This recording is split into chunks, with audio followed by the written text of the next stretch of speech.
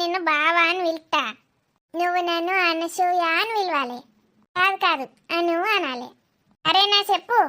సరే పిలువక వస్తానా ఇక. బావా. స్వాతి గిట్లనే పిలుస్తుందా అనే రాజ్ని. సరే సరే సీటుగా పిలువన్నా. బావా. అబ్బో అబ్బో కాదు అనసూయ అను. సరే అనసూయ. ఇట్లా కాదు, నేను బావా అని పిలిచినాక అనాలి. పిలువు తొందర నాకు నిద్ర వస్తుంది, కొంచెం పండుకుంటా. ఆఫీస్ కోతనేమో నిన్న అటే పోయిండు.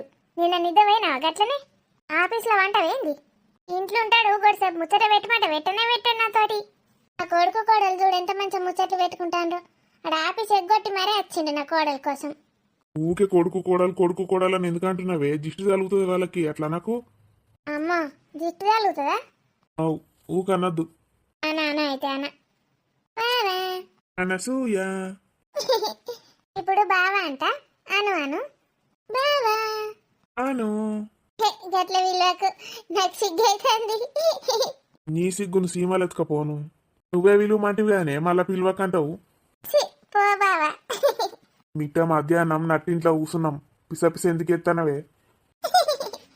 అగో దగ్గరకు వస్తుంది. అగో అది జరిగే. ఇంకెంత దగ్గరకు వస్తావే? అటు ప్లేస్ లేదు నాకు. పిస గిట్ట లేచిందావే నీకు? నాకు సిగ్గైతుంది బావా. పిస వేసుకుంటా ఇంకా ఉల్టా నీకే సిగ్గైతే అన్నదే. అల్లొకసారి రా అన్న దగ్గరికి. అద్దు నీకు దండం పెడతా పోవే.